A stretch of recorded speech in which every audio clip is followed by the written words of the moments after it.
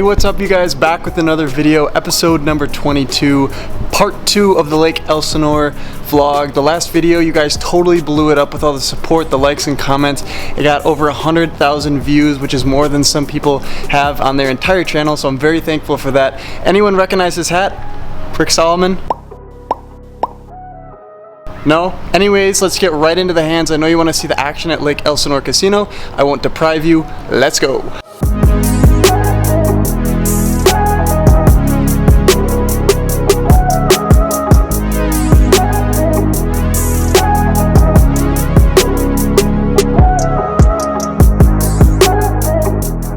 We sit down at the table in the 300 capped game and we buy in for $250. We find ourselves in the first hand with 209 in our stack, and we look down from the cutoff at ace queen of diamonds. The under the gun +1 raises it to 12. Middle position player calls, and I'm going to be raising here to $42. I usually go for 3x plus another bet for the amount of limpers, but because we're in position here and people at this casino have a tendency to fold to big raises, I decide to size down a bit, but regardless, both players make the call. With 126 in the pot, the flop comes ace 3-5 rainbow. We have a top pair with a backdoor diamond draw, so a pretty good flop if I do say so. Under the gun +1 checks. Middle position player now shoves and he covers us. I find this really strange. I think if he had an ace, he would just check it over to us and then check jam or check call. I just think it's a very strange line, and for 167 more, I call. I think it's pretty standard. I think his limp calling range is going to have a lot of pocket threes, pocket five, deuce four suited, but we flop top pair with the backdoor nut diamond draw, so we're not going to go anywhere. Under the gun +1 folds, and now with 460 in the pot, we're going to a run out. The turn comes the ace of spades, giving us top trips. The river comes the 6 of hearts, but unfortunately our trips go down in flames when he shows pocket threes for a flop set and he scoops that pot. I think he played it pretty interestingly. There wasn't anything to be that concerned of given that I 3-bet pre-flop, but regardless, he gets the maximum there, and we're forced to go on to the next hand, and we have to rebuy right away. With 200 now in our stack, we're in the cutoff with pocket fours. It's limped around 6 ways here. I decided to not put in a raise. Usually I'm putting in a raise to keep my range wide, but in this situation, it just gets limped around. With 18 in the pot, the flop comes 10-5-4 with 2 clubs. We flop bottom set, which is perfect. Checks to me. I bet 17 into 18 here with 2 clubs and a straight draw on the board. I'm just going to be betting big here. I bet pot almost. My right quickly calls, and that's the only person that does. The turn with 52 in the pot comes a 9 of hearts, which is pretty much a brick. If anyone had jack queen and just floated, I mean, they have a draw now, but I think there's going to still be a lot of club draws and a lot of 6-7, deuce 3, ace deuce, ace 3 kind of draws. He checks it back over to us, and I bet $39 now. And he decides to call, but in a very strange way that I know is going to tilt a bunch of you. He calls with all $1 chips. I'm not really sure what that means. He definitely had enough $5 chips to make this call. The river with $130 in the pot comes the king of diamonds. But before we can see what the action is going on, the dealer is still trying to count out his $1 chips. Someone call a floor man over. Let's color this guy up here. He's slowing down the game. But he decides to lead here, which I think is really strange. He's basically polarizing himself, saying that he has queen jack for the rivered straight, or he has a busted club or heart draw. I think that there's more busted draws in his range than queen jack, considering he would have had to float me on the flop. I decided to put in the call for $75 here. I don't love it, but also I don't hate it because we have a set. He shows 10-7 offsuit, which makes no sense. He just went completely crazy, but we'll take it and scoop this $280 pot. Funny side note is right after I showed my cards, a couple people said, "Oh, you slow rolled, you slow rolled." I mean, I guess so, but I was just deciding what to do. I mean, he could easily have queen jack there, could have had a better set than us, etc. It was limped all the way around. I'm happy with my decision to eventually make the call, and we're going to go on to the next hand. Man, you slow roll that guy, man.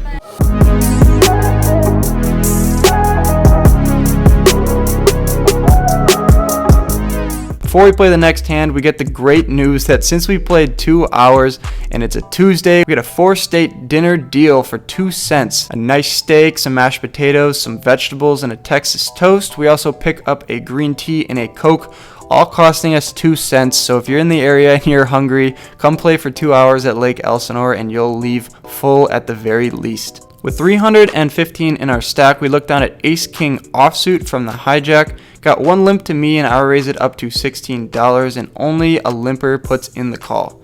With 37 in the pot, the flop comes Queen 6 3 2 hearts. He checks and I decide to check it behind here.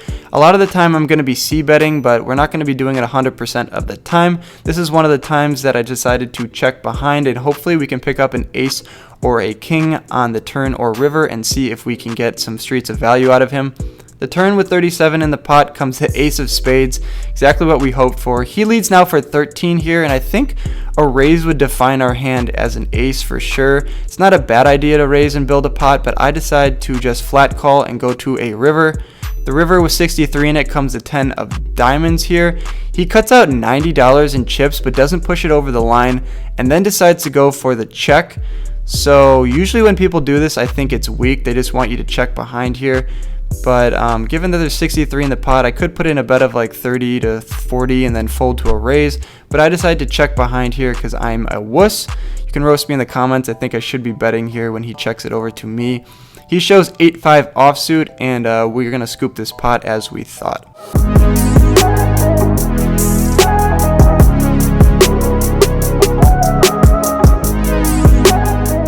Interesting hand here. We pick up Queen 10 of spades with 300 in our stack.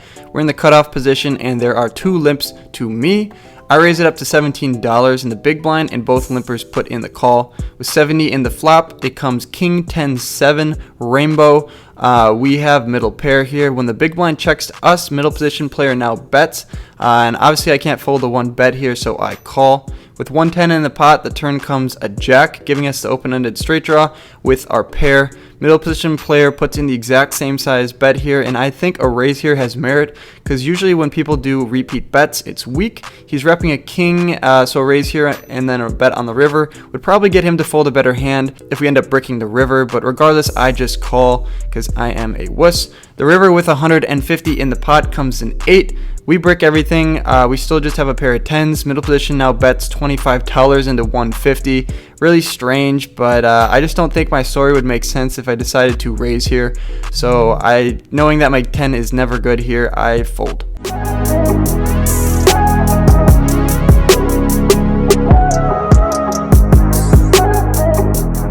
Next hand with pocket jacks in the under the gun position, we have 175 in our stack and I raise it up to 15. We get called by the middle position, the button, and the small blind. So we're going 4 ways to the flop with around 63 in the pot, which comes 8, 6, deuce, 2 clubs. We flop an overpair. Pretty good flop for us and it checks to me. I decide to bet 40 into 63 and only the button calls. So we're going heads up to the turn, which comes a 3 of clubs. Brings in the club draw right away and he checks it to me again here. And I don't really think that I'm going to be going for 3 streets of value here. So it's just, do I want to bet here on the turn or bet on the river? If I bet the turn, there's a risk that I get raised, whereas the river, he could check it over to us and we could just go for value. So I decide to check back on the turn here. So we're going heads up to the river, which comes a 3 of hearts. Interesting card because it pairs the 3. So now we beat combos of 2 pair, 8, 6, 8 deuce, 6 deuce. Though I don't really think the latter 2 are going to be in his range that often. So basically we beat 8-6 now. He checks it over to us now, and this is the 3rd time he's checked it to us. I decided that a flush really wouldn't be checking it over to us twice here. If he had a flush and I checked back on the turn, I think he'd be betting the river into us. So I need to go for value here, get value out of an 8 or an 8-6 type of hand. So I bet $40 now into 143. Just crying for a call, and he does. He obliges, he tank calls, we show and are good against an 8. I think it's important there to go for value. I don't think we should be checking behind there. There's not really that much we should be scared of given the way that he played that hand, and I'm pretty happy with how I did.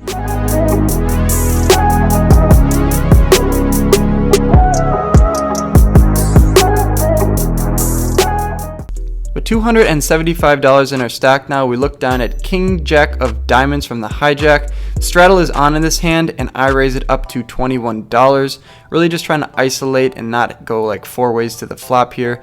The button and the straddle call, so we're going 3 ways to the flop, which comes queen, 10, 6 with 1 diamond. We flop an open-ended straight draw and a backdoor diamond draw. Checks to me here, and I'm going to be betting with this type of hand. I bet $25.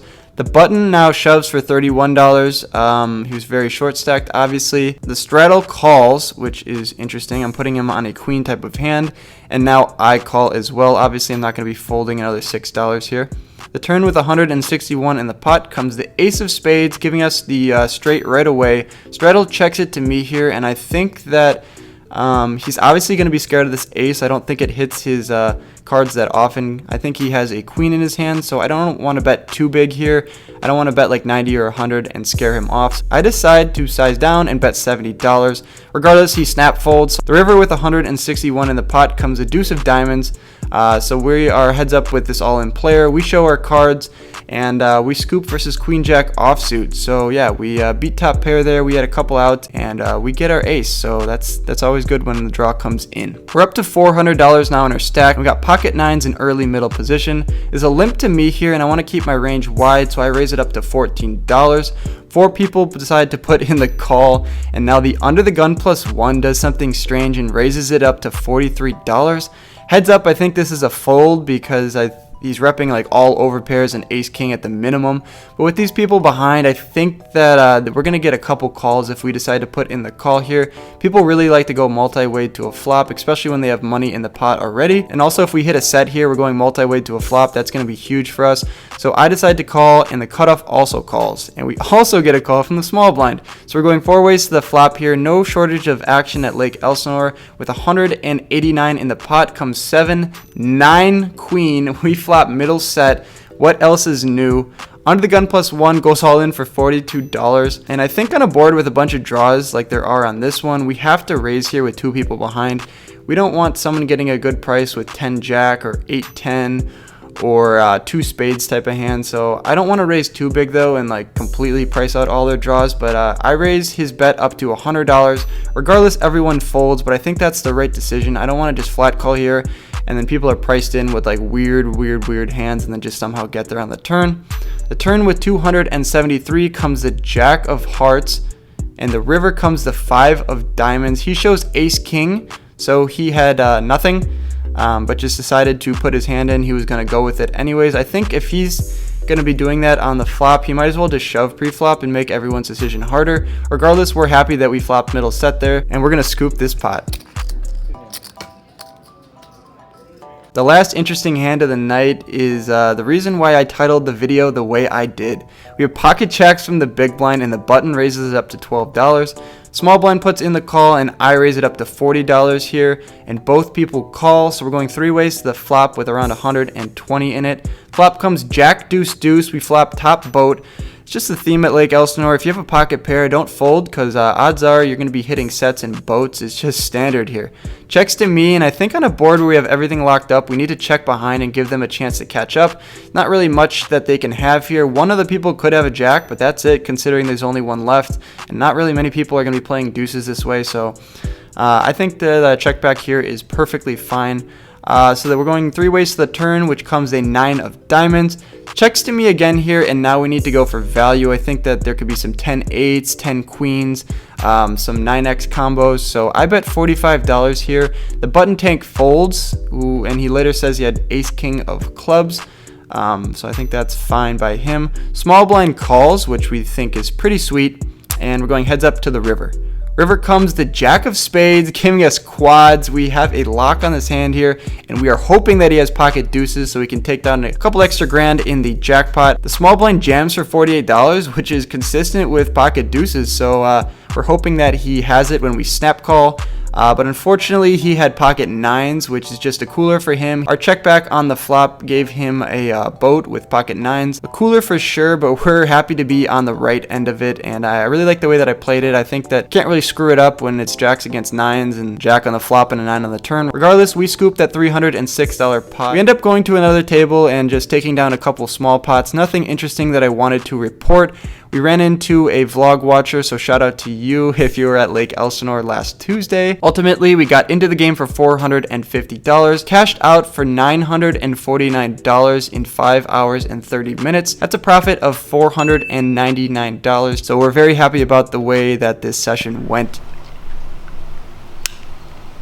That's going to do it for this video, you guys. Thanks for watching to the end. If you made it this far and you're not a subscriber yet, please consider subscribing. I put out videos twice a week, and I think the videos are getting better if I do say so myself. Also, drop a like on the video if you enjoyed it. It really helps out the channel a lot. For my buddy Oliver and me here, we're going to catch you guys in the next video. I hope you run well if you go to a casino. If not, I'll catch you guys in the next video. Peace!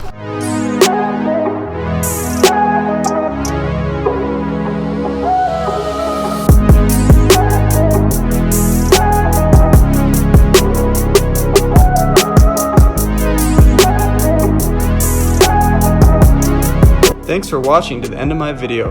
Click my head below to subscribe and stay in the loop. See you next time.